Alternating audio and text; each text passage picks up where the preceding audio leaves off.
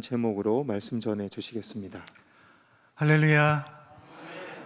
오늘도 복된 주일을 허락하시고 은혜의 보좌 앞으로 불러주신 주님께 감사와 찬양을 올려드립니다. 이 시간 현장 예배를 함께 하시는 여러분, 또 온라인으로 참여하시는 여러분들을 주님의 이름으로 환영하고 축복합니다. 하나님의 은혜는 무소부재하시며 하나님의 임재는 시공을 초월하시는 줄로 믿습니다. 이 예배가 우리 인생의 첫 예배처럼 신선하시기를 바라고, 이 예배가 우리 인생의 마지막 예배처럼 간절하시길 바랍니다. 말씀으로 임하신 하나님 만나며 말씀 통해서 한 주간을 살아가 힘과 능력을 공급받는 시간 되기를 원합니다. 교회란 무엇인가라는 질문을 품고 살아있는 교회 시리즈로 말씀을 나누고 있습니다. 지난 시간에는 베드로의 신앙 고백을 통하여 교회의 토대는 참된 신앙 고백에 있음을 깨닫고 은혜를 나누었습니다. 오늘은 예루살렘에서 탄생한 교회의 이야기를 말씀을 통해 나누며 참 교회의 동력은 무엇인지, 교회는 무엇으로 움직이는지를 발견하기를 원하고, 이를 통하여 우리의 신앙이 새 차원으로 비상하는 시간 되기를 간절히 소원합니다.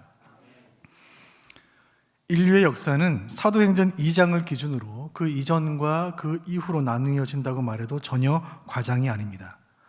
사도행전 2장의 그 이전의 모든 이야기, 천지 창조와 인류의 타락과 또 하나님께서 세우신 구원의 계획과 또 이 땅에 오셔서 그 구원 계획을 성취하신 예수님에 대한 기록이 구약 전체와 신약 요한복음까지의 기록입니다.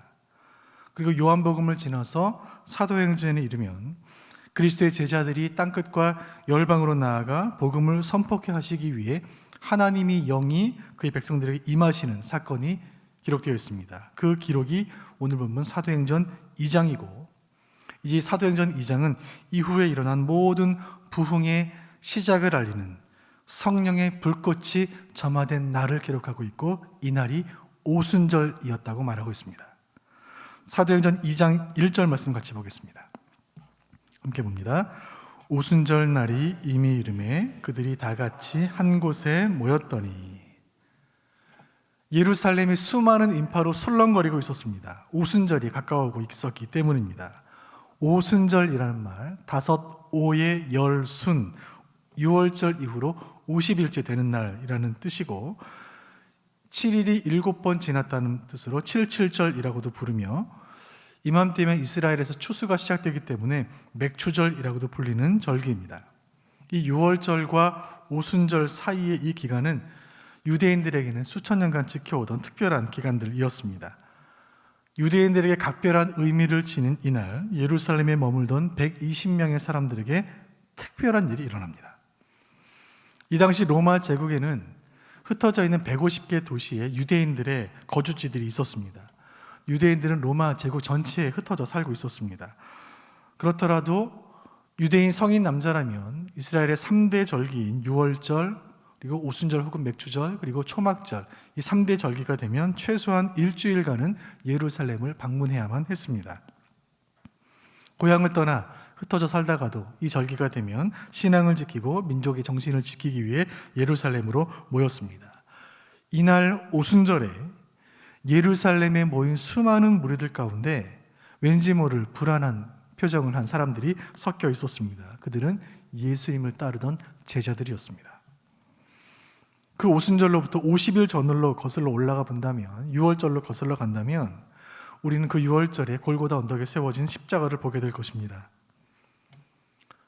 수천 년간 어린 양의 피를 기념하던 그 6월절에 십자가에서 돌아가신 그 예수님이 바로 저와 여러분, 우리 모든 인류의 죄를 담당하신 하나님의 어린 양이라는 사실을 그때 그들은 알지 못했습니다.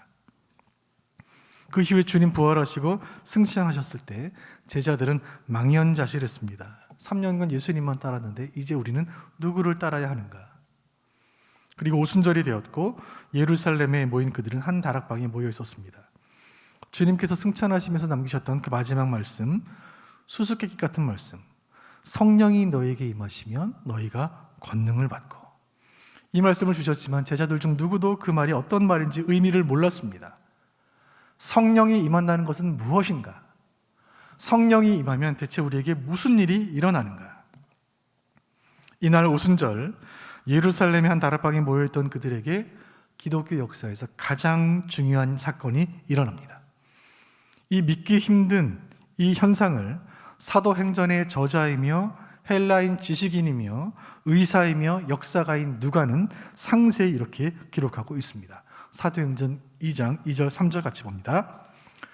호련히 하늘로부터 급하고 강한 바람 같은 소리가 있어 그들이 앉은 온 집에 가득하며 마치 불이 혀처럼 갈라지는 것들이 그들에게 보여 각 사람 위에 하나씩 임하여 있더니, 그 오순절에 일어난 첫 번째 현상은 소리였습니다. 급하고 강한 바람 같은 소리, 귀를 울리는 큰 소리였습니다. 이 거대한 소리는 지축을 흔들어 집을 흔들리게 만드는 지진처럼 느껴졌습니다. 마치 우리가 공항에 가서 그 활주로에서 보잉 747기와 같은 거대한 비행기가 우리 머리 위로 날아갈 때 그때 우리 귀에 들리는 고막을 울리는 굉음 같은 소리였습니다. 이 소리는 쓰고 있던 모자가 날아가거나 우산이 뒤집히는 그런 바람은 아니었습니다. 바람 같은 소리였습니다. 사도행전의 저자 누가는 그 소리가 어디서부터 왔는지 그 소리의 출처를 분명히 이렇게 기록하고 있습니다. 호련히 하늘로부터 왔다. 이 현상은 하늘로부터 시작이 되었습니다. 오순절에 일어난 두 번째 현상은 불이었습니다. 귀에 들리는 소리와 함께 눈에 보이는 불이 그들에게 나타난 것입니다. 말씀은 기록하기를 마치 불의 혀처럼 갈라지는 것들이 그들에게 보였다라고 말합니다. 공동번역 성경은 혀 같은 것들이 나타나 불길처럼 갈라졌다라고 기록합니다. 혀의 모습으로 불길처럼 갈라지는 불의 모습들이 각 사람의 머리 위에 나타난 것입니다. 이 불은 무엇이었을까요? 사도행전과 누가복음을 함께 기록한 저자인 누가는 헬라인 지식인이며 지성과 교양을 갖춘 엘리트였고 당시 국제 통용어였던 헬라어에 능통한 사람이었습니다. 헬라어에 보면 아스트라페라는 말이 있습니다. 이 아스트라페라는 말은 번개라는 뜻인데, 누가는 누가복음을 기록하면서 10장 18절에서 사탄이 하늘로부터 번개처럼 떨어졌다 할 때 아스트라페라는 단어를 썼습니다. 또 누가복음 17장 24절을 쓰면서 번개가 하늘에서 번쩍였다 할 때 아스트라페를 썼습니다. 그런데 오늘 사도행전 2장에서는 같은 저자가 아스트라페를 쓰지 않았습니다. 퀴르라는 말을 씁니다. 퀴르. 여러분, 오순절엔 사람들의 머리에 나타나는 것은 번개가 아니었습니다. 번쩍이는 번개가 아닙니다. 그것은 불이에요. 이 불은 모세가 하나님을 만날 때 떨기나무에 붙어있던 그 불, 광야에서 이스라엘을 인도했던 그 불기둥에 나타난 그 불, 성막 지성소 언약궤 위에 임한 그 불을 의미하는 것입니다. 이 불은 하나님의 영광, 하나님의 임재, 하나님의 나타내심을 의미하는 것이었습니다. 구약에 익숙했던 유대인들은 그 불이 하나님의 영광을 뜻하는 것임을 단번에 알아차렸을 것입니다. 이날 각 사람의 머리 위에 임한 이 불은 밤하늘의 번개처럼 번쩍 나타났다 사라진 것이 아니라 사람들이 충분히 눈으로 볼 수 있도록 오랫동안 사람들 위에 머리 위에 머물렀습니다. 불의 형상으로 성령이 임한 것입니다. 세 번째 현상은 말이었습니다. 2장 4절 보겠습니다. 사도행전 2장 4절 시작. 그들이 다 성령의 충만함을 받고 성령이 말하게 하심을 따라 다른 언어들로 말하기를 시작하니라. 귀로 들리는 강한 바람 같은 소리, 눈에 보이는 불의 형상에 이어 이번에 그들의 입에서 기이한 현상이 일어납니다. 성령의 권능으로 다른 언어들을 말하기 시작합니다. 이 언어는 천상의 언어, 영의 세계에서만 의미가 통하는 방언이 아니었습니다. 그것은 고린도서에 나오는 방언인데, 이 오순절의 방언은 고린도서의 방언과는 달랐습니다. 이 방언은 알아들을 수 있는 말, 문법 체계를 갖춘 언어였습니다. 이날 그곳에 있던 사람들은 로마 제국 전역에 흩어져 살다가 모인 사람들이었는데, 세계 각지에 흩어져 있던 유대인들이 예루살렘에 모여 있는데 자기가 살던 곳의 말들이 들려오니 놀라지 않을 수가 없었습니다. 이 모습을 본 무리들의 반응이 2장 6절에 기록되기를 그들은 소동했다. 이 말은 경악했다, 깜짝 놀랐다, 어리둥절했다는 말입니다. 7절에 보면 이 현상을 보며 놀라고 신기하게 여겼다. 이런 단어들은 누가복음에서 예수님이 병 고치시고 귀신을 쫓아낼 때 사용했던 그런 단어들과 같은 말들입니다. 여러분, 이 기이한 현상은 무엇을 의미할까요? 복음을 전파하게 하시기 위해 세계 선교를 위해 언어로 인해 생긴 장벽이 극복될 수 있음을 성령께서 보여주시는 것입니다. 인간의 교만의 상징인 바벨탑 사건 이후로 하나님께서 언어를 혼잡하게 하신 이후에 언어로 인해 생긴 장벽과 문화의 장벽과 인종과 국가와 체제와 이 모든 장벽들이 성령 안에서 극복될 수 있음을 보여주시는 것입니다. 오순절에 임한 성령의 권능은 어떠한 장애물도 뛰어넘을 수 있으며 국가도 언어도 지리도 정치도 어떤 장애물도 하나님께서 온 열방을 구원하시려는 그 위대한 계획을 막을 수 없다는 것을 보여주시는 것입니다. 사도행전 1장 8절을 우리 모두가 기억하고 있는 줄로 압니다. 성령이 임하시면 너희가 권능을 받고 예루살렘과 온 유대와 사마리아와 땅끝까지 이르러 내 증인이 되리라. 여러분, 성령이 임하시는 이유, 우리가 불을 받는 이유, 우리의 심령이 뜨거워지는 이유, 그리스도의 증인이 되게 하시기 위함인 줄로 믿습니다. 여러분, 이것이 오순절에 일어난 일입니다. 강한 바람 같은 소리, 하나님의 임재의 불, 세계의 수많은 언어들이 통용되는 것, 그리고 하늘과 바람과 소리와 불, 성령으로 그 다락방은 불타오르기 시작했습니다. 이전에 누구도 경험하지 못한 강력한 성령의 임재가 화염처럼 솟아오르기 시작한 것입니다. 누구도 이전에 본 적이 없었던 그 기이한 광경에 이를 지켜보던 군중들은 방언을 말하는 제자들을 향해 저들이 술 취한 것이 아니냐고 조롱하며 비난하기 시작합니다. 아주 중요한 순간이었습니다. 위기이자 기회의 순간이었습니다.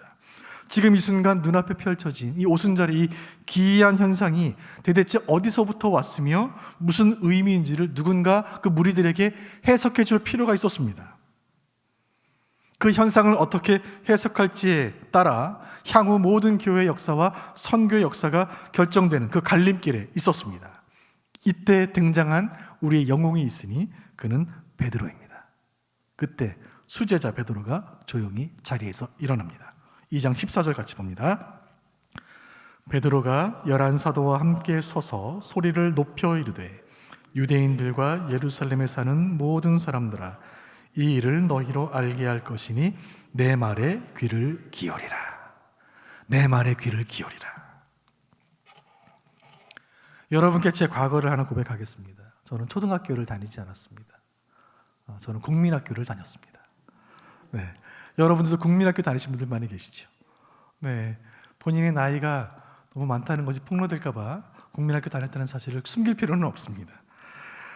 어릴 적 저는 국민학교를 다녔는데 그때는 왜 그렇게 웅변대회가 많았는지, 운동장에 그 뜨거운 햇볕 맞으면서 오랫동안 서가지고 웅변대회 그걸 지켜봤던 그 기억들이 생생합니다.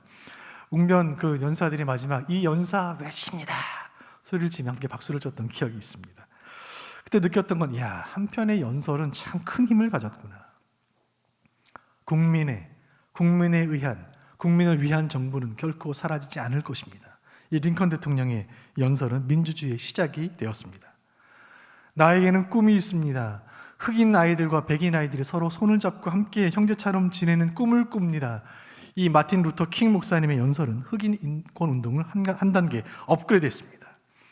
이런 연설들이 세계의 역사를 바꿔놓은 연설들이라면 오늘 이 베드로의 연설, 이 베드로의 설교는 인류의 운명을 바꾸었습니다. 베드로가 강단에 섰습니다. 그의 인생에서 가장 찬란하게 빛나는 순간이었습니다. 성령께서 그 순간 베드로에게 영감을 주셨고, 베드로는 그 성령을 통해 지금 오순절의 이 현상이 어디로부터 왔는지를 깨달아 전하기 시작합니다. 성령 충만받은 베드로는 구약 성경 요엘 성경을 본문으로 새로운 성령의 시대가 도래했음을 설교하기 시작합니다.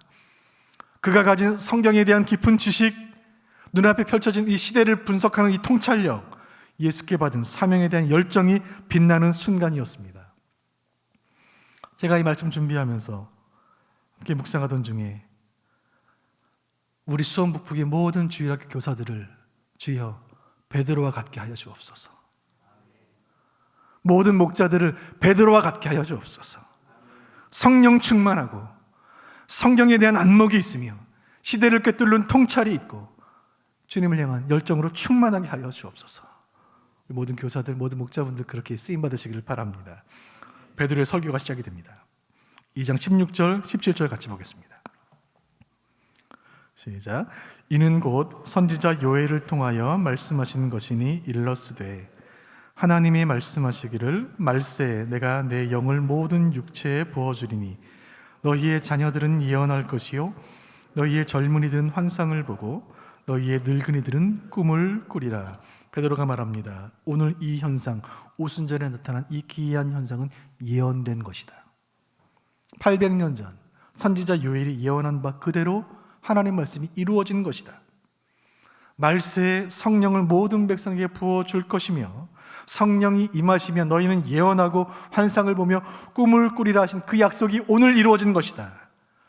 여러분, 그렇다면 성령께서 보여주시는 예언과 환상과 꿈의 내용은 무엇일까요? 선지자들의 모든 예언을 성취하시는 분, 예언자들이 보았던 모든 환상을 이루시는 분, 하나님 백성들이 꿈꾸며 기다리셨던 그분, 예수 그리스도 메시아, 성령께서 하시는 일은 메시아가 오셨음을 알리는 것입니다. 사랑하는 여러분, 오순절에 임하신 성령께서 하시는 일은 그리스도를 알게 하시는 것입니다. 그리스도를 향한 모든 예언, 그 모든 증거들, 하나님 말씀이 믿어지기는 것입니다. 여러분, 성령께서 하시는 일은 그리스도 앞에서 우리의 죄가 깨달아지게 하시는 것입니다. 내가 지은 죄가 깨달아지고 나의 연약함이 밝히 보이고 눈물이 나고 주님 나를 위해 달리신 그 십자가의 은혜를 생각하면 눈물이 터져 나오는 것입니다. 찬송가 149장 주 달려 죽은 십자가, 우리가 생각할 때에 세상에 속한 욕심을 헛된 줄 알고 버리네. 성령 받은 사람은 이 찬송 부르면 마음이 울컥하고 늦은 밤 퇴근해서 돌아오다가 교회 십자가만 봐도 눈물이 나는 것입니다. 이 베드로의 위대한 설교의 마지막을 2장 36절이 이렇게 기록합니다. 같이 봅니다.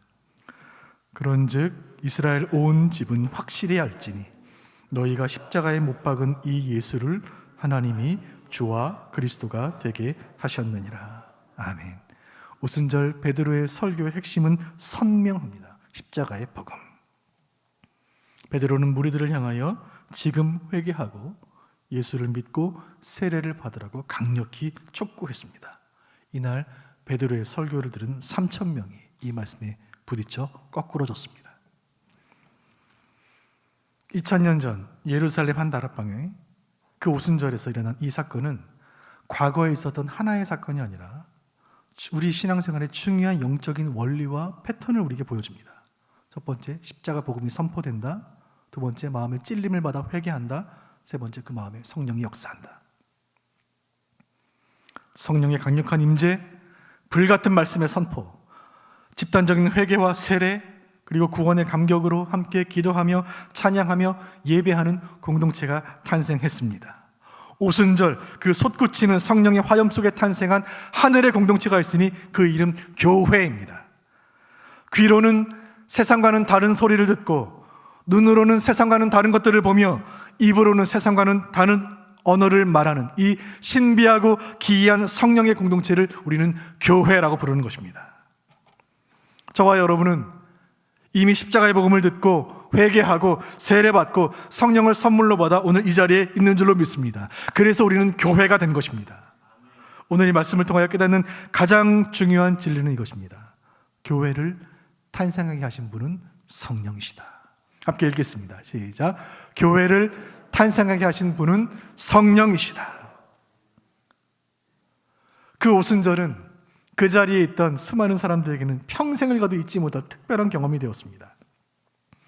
그러나 우리는 여기서 지혜롭게 잘 분별할 필요가 있습니다. 어떤 사람들은 이 특별하고 신비한 영적인 체험들에 너무 지나친 큰 의미를 부여하는 분들이 있습니다.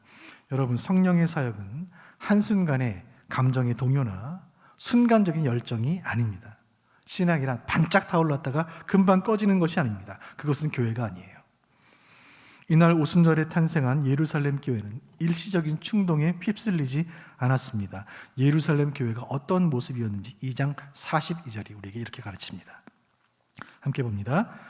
그들이 사도의 가르침을 받아 서로 교제하고 떡을 떼며 오로지 기도하기를 힘쓰니라.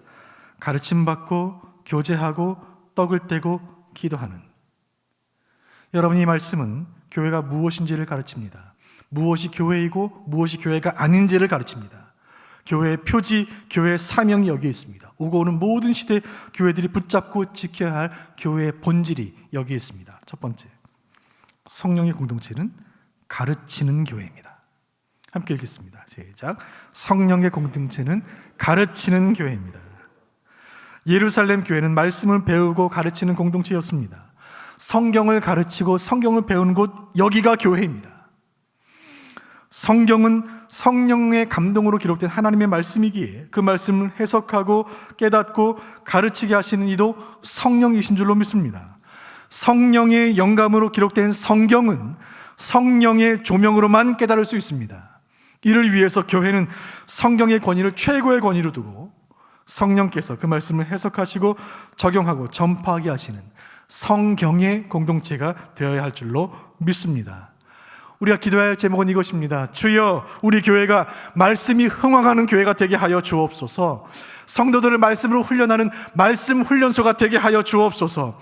말씀의 진검승부를 하게 하여 주옵소서. 음부의 권세와 싸워 이기게 하여 주옵소서. 주여, 수원 북부교회 강단을 축복하심으로, 강단을 살려주심으로, 에스겔이 보았던 그 환상과 같이 주일마다 강단에서 흘러나온 그 은혜의 강수가 발목에 오르고 무릎에 오르고 허리에 차오르고 마침내 헤엄쳐 건너지 못할 거대한 강물을 이뤘던 것처럼 은혜의 강수가 넘실거리는 교회 되게 하여 주옵소서. 우리가 마음 모아 기도할 때 주님께서 성령의 공동체가 되게 하실 줄로 믿습니다.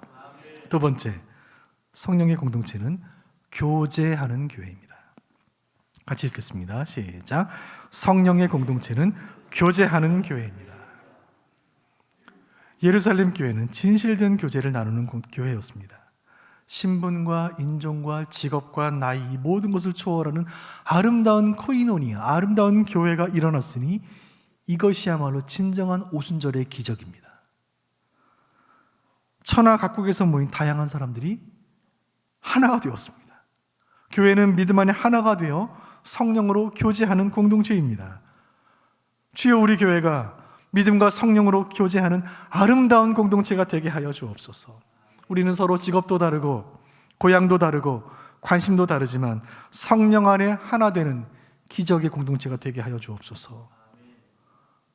주여, 우리 교회에는 홀로 있는 사람이 없게 하여 주옵소서. 홀로 외로워 눈물 흘리는 사람 없게 하여 주옵소서. 쓸쓸하고 고독한 사람이 한 명도 없게 하여 주옵소서. 우리 교회는 세상살이에 지친 영혼들이 쉼을 없는 영혼의 쉼터가 되게 하여 주시고, 우리 교회를 도피성 삼아 주시고 피난처로 사용하여 주옵소서. 은혜의 사각지대가 없게 하여 주옵소서. 그리고 동시에 우리 수원북부교회는 그저 세상으로부터 피하고 숨는 것이 아니라 교회에 나와 예배를 통해 성령 충만받고 말씀으로 무장되어 저 세상으로 나아가 세상을 변화시키는 생명의 공동체가 되게 하여 주옵소서. 그렇게 각자 우리의 삶의 자리에서 한 주간 열심히 살아가다가 주일에 예배당에서 만나면 그저 바라만 봐도 힘이 나고 눈빛만 봐도 기쁨이 되는 아름다운 성령의 공동체가 되게 하여 주옵소서.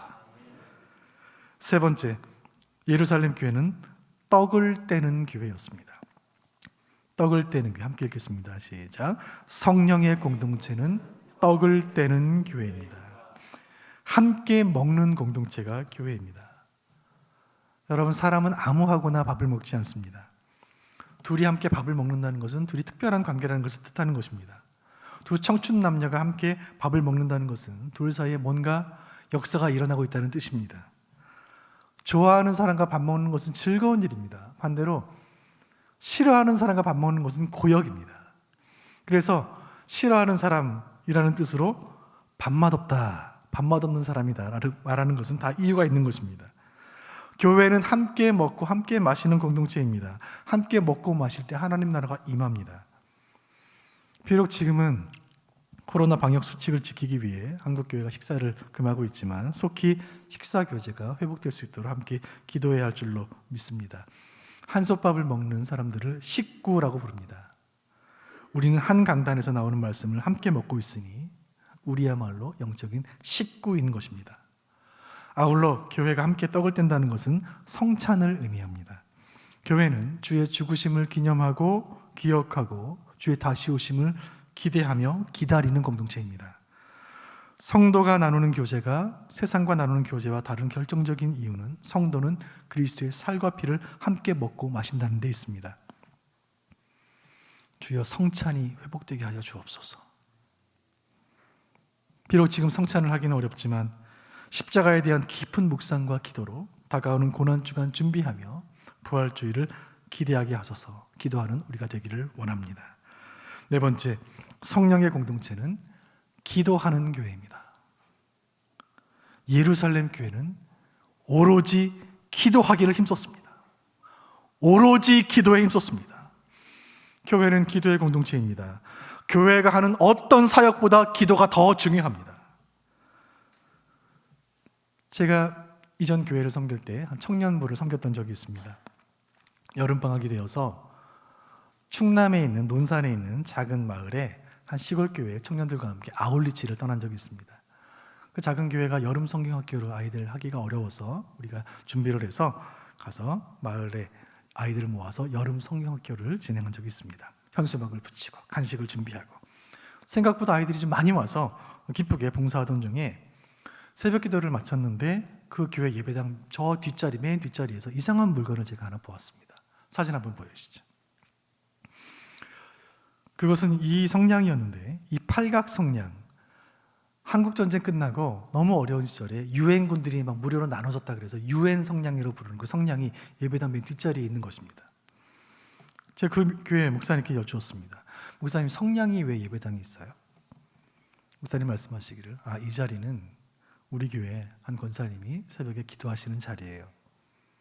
권사님 댁이 좀 먼데 댁에서 교회까지 올 때 등불이 없어서 성냥통을 들고 불을 켜가면서 불을 밝혀서 교회 오실 때 쓰는 그 성냥이에요.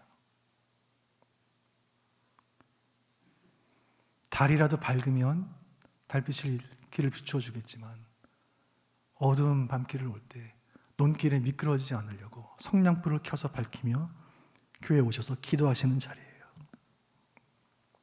그 말씀 듣고 제 마음에 생각이 들기를 우리 하나님께서 새벽마다 그 여종의 기도를 얼마나 기다리셨을까.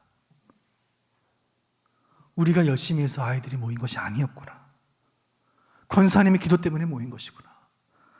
저 기도가 교회를 살리는구나. 저 기도가 있는 한 이 교회는 결코 흔들림이 없겠구나. 사랑하는 수원북부교회 교우 여러분, 여러분의 기도의 자리는 어디입니까?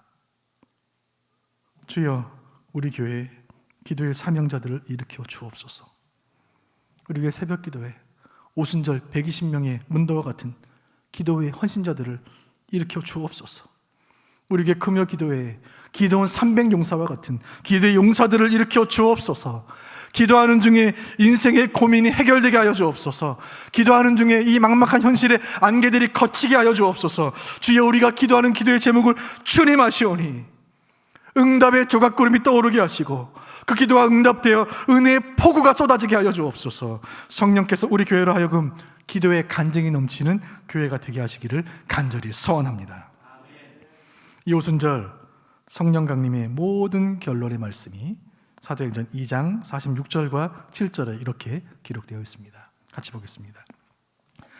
날마다 마음을 같이하여 성전에 모이기를 힘쓰고 집에서 떡을 떼며 기쁨과 순전한 마음으로 음식을 먹고 하나님을 찬미하며 또 온 백성에게 칭송을 받으니 주께서 구원받는 사람을 날마다 더하게 하시니라. 아멘. 예루살렘 교회는 날마다 모여서 기뻐하며 음식을 나누며 찬미하며 세상 사람들로부터 칭찬을 받았고 그 결과로 구원받는 사람들이 날마다 더한 줄로 믿습니다. 주여, 이 은혜를 우리 교회에 주옵소서. 주님, 우리 교회에 처음 나와서 세례받고 구원받는 사람이 날마다 더하게 하여 주옵소서. 말씀을 마치면서 다시 처음 질문으로 돌아가겠습니다. 성령이 임하시면 무슨 일이 일어납니까? 예수님 승천하시고 나서 미래에 대한 불안감으로 벌벌 떨고 있던 무리들에게 성령이 임하자 무슨 일이 일어났습니까? 다락방에 모여있던 무리들에게 성령이 임하자 무슨 일이 일어났습니까?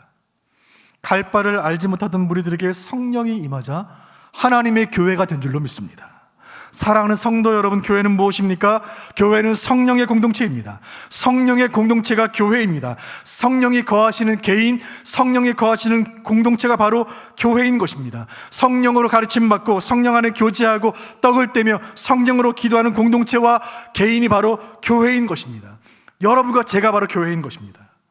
오늘 사도행전 2장은 최초의 교회인 예루살렘 교회의 모습을 마치 사진처럼 찍어서 우리에게 전하고 있습니다.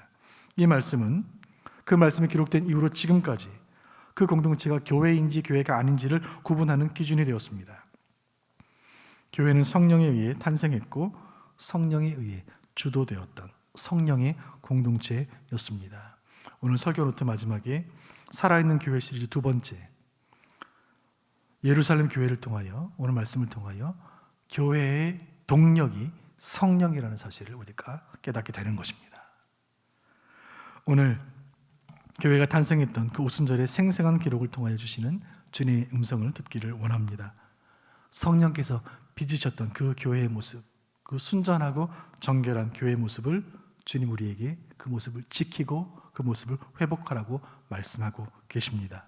바라기는 그 오순절 그 다락방에서 예루살렘 교회를 탄생케 하신 그 성령께서 동일한 능력과 동일한 화력으로 이 시간 우리에게 임하심으로 우리 수원 북부교회를 하여금 불처럼 타오르는 성령의 공동체가 되게 하시기를 주님의 이름으로 축복합니다. 기도하겠습니다. 우리 가슴에 손을 얹고 제가 한번 기도하겠습니다.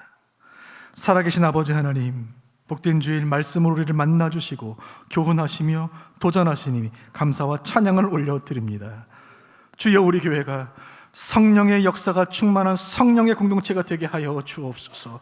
주여, 우리 교회가 성령의 은혜가 가득한 성령의 공동체가 되게 하여 주옵소서. 성령이여, 교회를 교회답게 하시고 예배를 예배답게 하여 주옵소서. 주님, 간절히 기도하오니 성령께서 우리 교회의 동력이 되어 주옵소서. 성령께서 우리에게 모든 사역의 능력이 되어 주옵소서. 성령으로 예배하고 성령으로 말씀 받고 성령으로 교제하며 성령으로 기도하게 하여 주옵소서. 성령과 더불어 시작하고 성령과 더불어 마치게 하여 주옵소서. 성령 하나님이여, 우리 교회에 급하고 강한 바람 같은 성령의 역사와 불의 혀처럼 갈라지는 하나님의 임재와 언어와 문화와 모든 장벽을 뛰어넘는 강력한 복음의 역사가 충만케 하여 주옵소서. 온 백성에게 칭송을 받으니 주께서 구원받는 사람을 날마다 더하게 하시니라. 주님, 이 말씀의 은혜가 우리 교회에 임하게 하여 주옵소서. 이 모든 말씀을 교회의 머리가 되시는 예수님의 이름으로 기도하옵나이다. 아멘.